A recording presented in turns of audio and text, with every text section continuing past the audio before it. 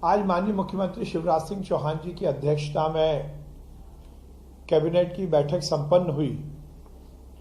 उस बैठक में विभिन्न योजनाओं को और अनेक जन कल्याणकारी निर्णय लिए गए। आज माननीय मुख्यमंत्री जी ने कैबिनेट की ओर से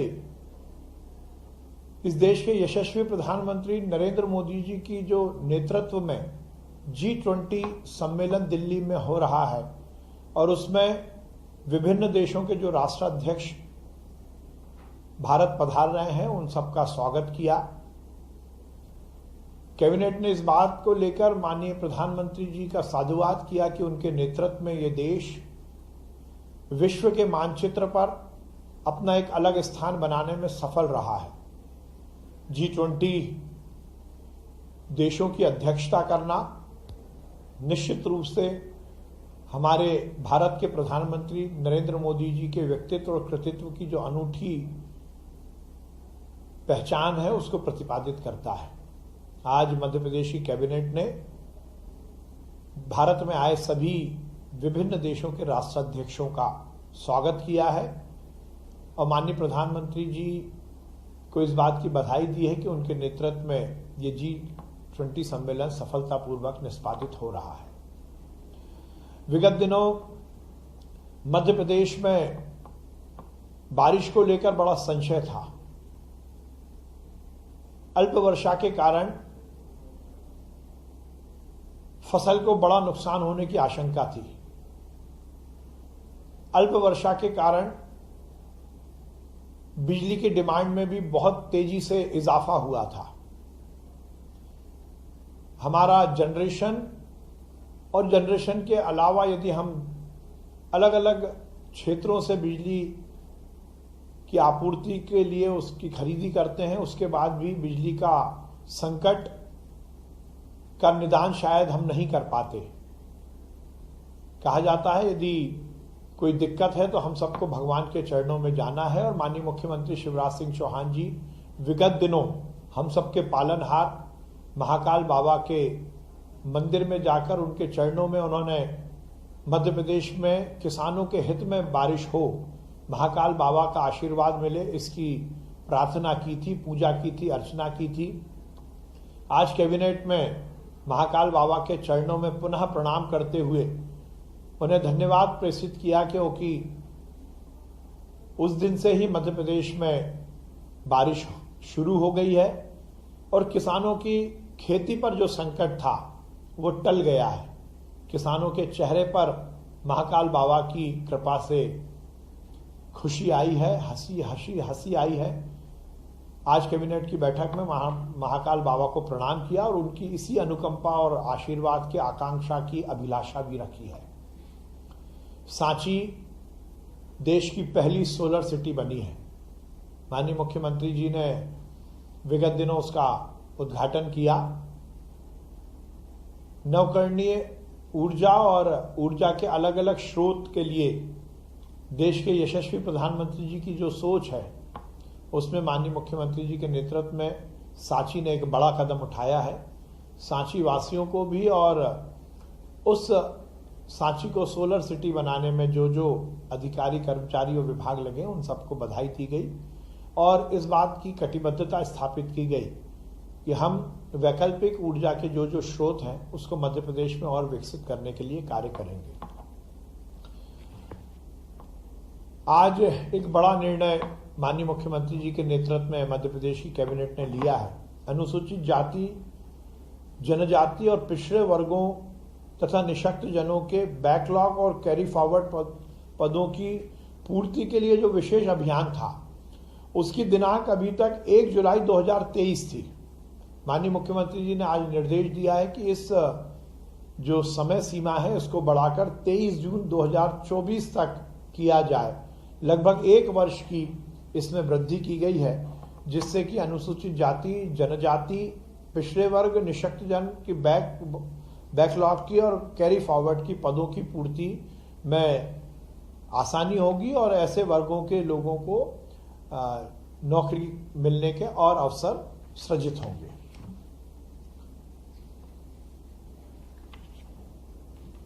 आज अतिथि शिक्षकों के लिए बड़ा निर्णय कैबिनेट की बैठक में लिया गया।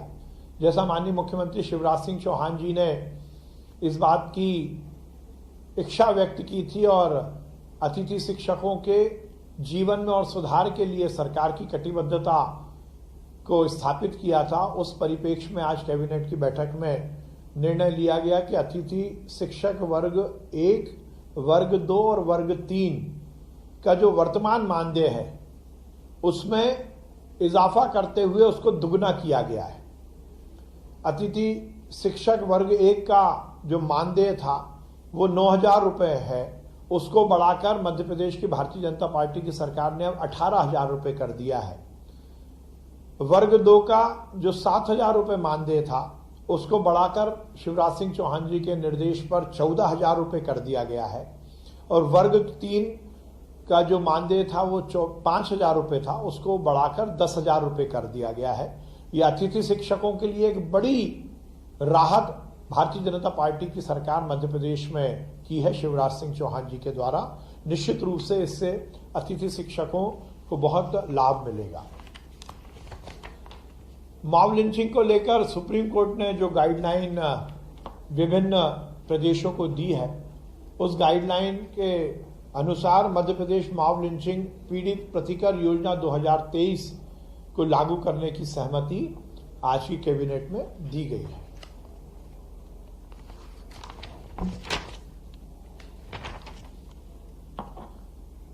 फॉरेंसिक साइंस यूनिवर्सिटी जो कि बरखेड़ा बोदर मऊ तहसील हुजूर में है, उसके विस्तार के लिए और उसमें और रिसर्च और डेवलपमेंट के काम को विस्तारित करने के लिए लंबे समय से भूमि की आवश्यकता की वहां से मांग हो रही थी। आज कैबिनेट की बैठक में उनको 12 हेक्टेयर जमीन देने की जो निर्णय था उसको लिया गया।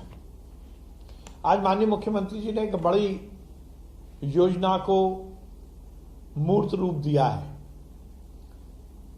देश के प्रधानमंत्री नरेंद्र मोदी जी और मध्य प्रदेश के मुख्यमंत्री शिवराज सिंह चौहान जी का सपना है कि कोई भी व्यक्ति बिना छत के ना रहे। हर व्यक्ति को, हर परिवार को रहने के लिए सरकार के माध्यम से छत मिले, मकान मिले, और यही भारतीय जनता पार्टी सरकार का मूल आधार भी है।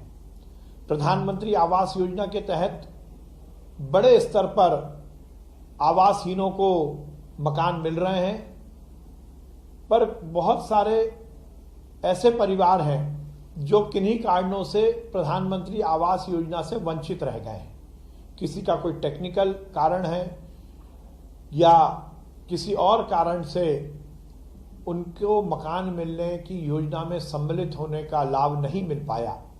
आज शिवराज सिंह चौहान जी ने मध्य प्रदेश में नई योजना की शुरुआत की घोषणा की है। वो योजना के माध्यम से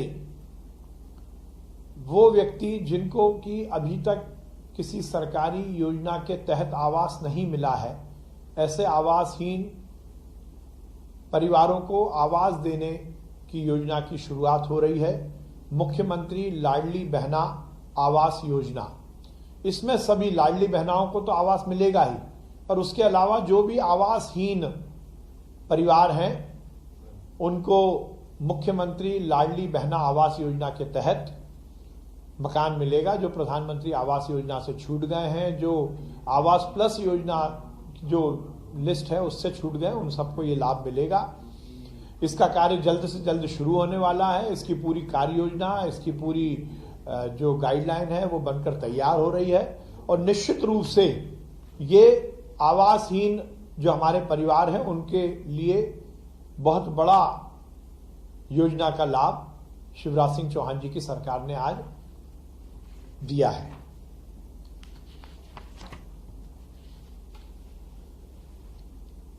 हम लगातार शिक्षा के प्रचार प्रसार और खासकर उच्च शिक्षा के लिए काम कर रहे हैं। लगभग हर बैठक में मध्य प्रदेश के विभिन्न क्षेत्रों में नए शासकीय महाविद्यालय खोलने का निर्णय लिए जा रहे हैं। आज भी 6 नए शासकीय महाविद्यालय खोलने का निर्णय कैबिनेट की बैठक ने लिया है। जो कि शासकीय महाविद्यालय बिलासपुर जिला उमरिया, शासकीय महाविद्यालय भरेवा जिला उमरिया, शासकीय महाविद्यालय सालीचौका जिला नरसिंहपुर, शासकीय महाविद्यालय शिवपुर नर्मदापुरम जिला, शासकीय महाविद्यालय चकल्दी सीहोर जिला और शासकीय महाविद्यालय रहटगांव हरदा जिला, इन 6 नए शासकीय महाविद्यालय खोलने की अनुमति कैबिनेट द्वारा दी गई है। इसमें लगभग 240 नवीन पद सृजित होंगे और लगभग 13 करोड़ 22 लाख रुपए प्रतिवर्ष का आवर्ती व्यय और अनावर्ती व्यय लगभग 6 करोड़ 40 लाख रुपए का ये व्यय आएगा। टोटल मिलाकर 7 करोड़ 27 लाख रुपए का इसमें खर्चा आएगा। माननीय मुख्यमंत्री जी ने पहले से ही जो हमारे मेधावी विद्यार्थी हैं उनकी शिक्षा के लिए मेधावी विद्यार्थी योजना की शुरुआत की थी।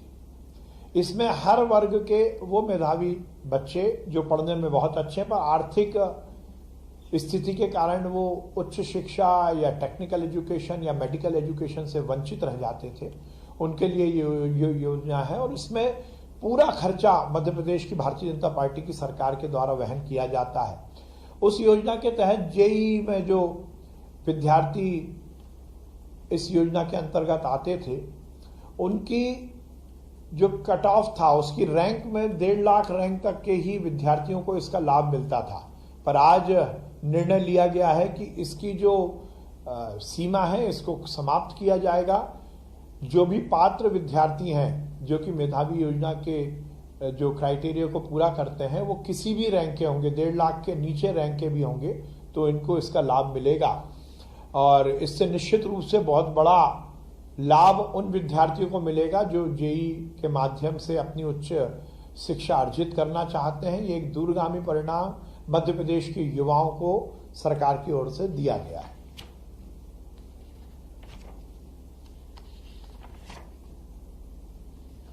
आज मध्य प्रदेश की एमएसएमई विकास नीति में सॉल्वेंट एक्सट्रैक्शन प्लांट और एक्सप्लेवर प्लांट को भी इसमें जोड़ा गया है, जिससे कि एमएसएमई योजना का जो लाभ, इस नीति का जो लाभ है इन जो प्लांट है उनको भी अब मिलेगा। स्वास्थ्य के क्षेत्र में हमारी सरकार लगातार काम कर रही है। माननीय मुख्यमंत्री जी का स्पष्ट निर्देश है कि स्वास्थ्य व्यवस्थाएं और चुस्त और दुरुस्त हों। उस परिप्रेक्ष्य में भोपाल का जो सिविल अस्पताल जो कि 100 बिस्तर का था, कैलाश काटजू अस्पताल, उसको अब 300 बिस्तरीय मातृ एवं शिशु विशेषज्ञ सिविल अस्पताल में उन्नयन किया गया है और उसके तहत लगभग 195 पदों का सृजन किया गया है, जिसमें कि आवर्ती व्यय लगभग 714 करोड़ रुपए की स्वीकृति दी गई है। इसमें जहां डॉक्टर्स, पैरामेडिकल और नर्स स्टाफ तो रहेगा ही, उसके साथ साथ अस्पताल के सुचारू संचालन के लिए साफ सफाई, हाउसकीपिंग, भोजन व्यवस्था, सुरक्षा, सीसीटीवी सर्विलेंस, इलेक्ट्रिकल संधारण, लिफ्ट ऑपरेशन, जल आपूर्ति सहित धुलाई, पार्किंग, ये सब व्यवस्थाएं केंद्र सरकार की जो HLL लाइफ केयर लिमिटेड है उनसे कराए जाने की स्वीकृति भी कैबिनेट द्वारा दी गई है। विगत दिनों गांधी मेडिकल कॉलेज के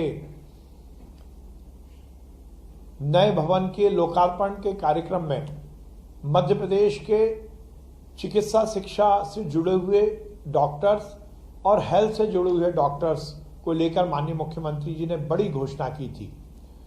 हमारे चिकित्सीय संवर्ग की एक बड़ी डिमांड बहुत दिनों से थी कि उनकी जो सेवाएं हैं उसको DSCP के माध्यम से संचालित किया जाए। उसको लेकर डॉक्टर्स अलग अलग स्तर पर अपनी मांग उठा रहे थे। माननीय मुख्यमंत्री जी ने बड़ा निर्णय लेकर यह सुनिश्चित किया है कि अब मध्य प्रदेश के चिकित्सा शिक्षा से जुड़े हुए जो हमारे चिकित्सक हैं, चिकित्सा शिक्षा विभाग से जुड़े हुए जो चिकित्सक हैं जो कि शिक्षा के काम में लगे हैं, और वो डॉक्टर्स जो स्वास्थ्य विभाग के माध्यम से हमारे अस्पतालों में अपनी सेवाएं दे रहे हैं, उनकी नौकरी अब डीएससीपी के माध्यम से संचालित होगी और उसमें वेतनमान को लेकर जो भी हमारे डॉक्टर्स की मांग थी उसको पूरी तरह से माननीय मुख्यमंत्री जी ने माना है। और ये आज का दिन मध्य प्रदेश के इतिहास में और खासकर हेल्थ सेक्टर के इतिहास में दर्ज होने वाला है। हमारे डॉक्टर्स के सुविधाओं के उन्नयन के लिए आज का दिन बहुत महत्वपूर्ण है। उसमें जो शैक्षणिक संवर्ग है उसमें जो स्पेशलिस्ट डॉक्टर्स हैं उनका ग्रेड पे के लिए 3 वर्ष, 7 वर्ष और 14 वर्ष की सेवा अवधि को स्वीकार किया गया है, जिसमें कि उनको 8,000, 9,000 और 10,000 रुपए का वेतनमान मिलेगा। ये एक अपने आप में बहुत क्रांतिकारी निर्णय है। और उसी तरह जो चिकित्सा शिक्षा के प्रदर्शक और ट्यूटर हैं, जो एमबीबीएस हमारे डॉक्टर्स हैं, उनका वेतनमान को भी 5, 10, 15 और 30 वर्ष किया गया है। ये बहुत बड़ा निर्णय है, जिसके माध्यम से 7,000 का जो ग्रेड पे है वो 5 वर्ष में, 8,000 का ग्रेड पे 10 वर्ष में, 9,000 का ग्रेड पे 15 वर्ष में और 10,000 का ग्रेड पे 30 वर्ष की सेवा अवधि पूर्ण होने पर उन्हें दिया जाएगा। इसी तरह जो स्पेशलिस्ट संवर्ग है, विशेषज्ञ संवर्ग, जो कि हेल्थ डिपार्टमेंट से रिलेटेड है, उनको 6,600 नियुक्ति पर, 7,603 वर्ष की सेवा अवधि पूरी होने पर, 8,707 वर्ष की सेवा अवधि पूरी होने पर और 8,914 वर्ष की सेवा अवधि पूर्ण होने पर दिया जाएगा। चिकित्सा अधिकारी संवर्ग, जो कि सभी विभागों का है, चिकित्सा शिक्षा विभाग, लोक स्वास्थ्य एवं परिवार कल्याण विभाग, गृह विभाग, श्रम विभाग, मेडिकल ऑफिसर्स जो समस्त संवर्ग के हैं, आकस्मिक चिकित्सा अधिकारी, महिला चिकित्सा अधिकारी और दंत चिकित्सक, इन सभी को ग्रेड पे में 5,400 नियुक्ति पर 6,605 वर्ष की सेवा अवधि पर, 7,610 वर्ष की सेवा पूर्ण होने पर, 8,715 वर्ष की सेवा पूर्ण होने पर और 8,930 वर्ष की सेवा अवधि पूर्ण होने पर दिया जाएगा। ये बहुत बड़ा निर्णय आज माननीय मुख्यमंत्री जी ने लिया है, इस पर कैबिनेट की मोहर लगी है और ये हमारे चिकित्सकों के भविष्य के लिए दूरगामी परिणाम देगा। आज माननीय मुख्यमंत्री जी ने एक और बड़ा निर्णय लिया है। विगत दिनों उनके सामने एक बात आई थी कि जो हमारे प्रधानमंत्री पोषण शक्ति निर्माण योजना में जो रसोइये कार्यरत हैं उनको केवल 2,000 रुपये मानदेय मिलता है। माननीय मुख्यमंत्री जी ने पहले घोषणा की थी कि इसको बढ़ाकर 4,000 रुपये किया जाएगा। आज कैबिनेट ने ये निर्णय लिया है कि प्रधानमंत्री पोषण शक्ति निर्माण योजना के अंतर्गत जो रसोइये कार्य में लगे हैं उनको 4,000 रुपये प्रति माह का मानदेय दिया जाएगा और इससे लगभग 714 करोड़ रुपए की स्वीकृति आज कैबिनेट ने दी है। इससे वो रसोइये जो मेहनत के साथ प्रधानमंत्री पोषण शक्ति निर्माण योजना को नीचे तक निष्पादित करते हैं, उनके लिए एक बड़ी राहत दी गई है। विगत दिनों लाडली बहना योजना से जुड़ी हुई बहनों को सावन के महीने में रसोई गैस 450 रुपये देने की माननीय मुख्यमंत्री जी ने घोषणा की थी।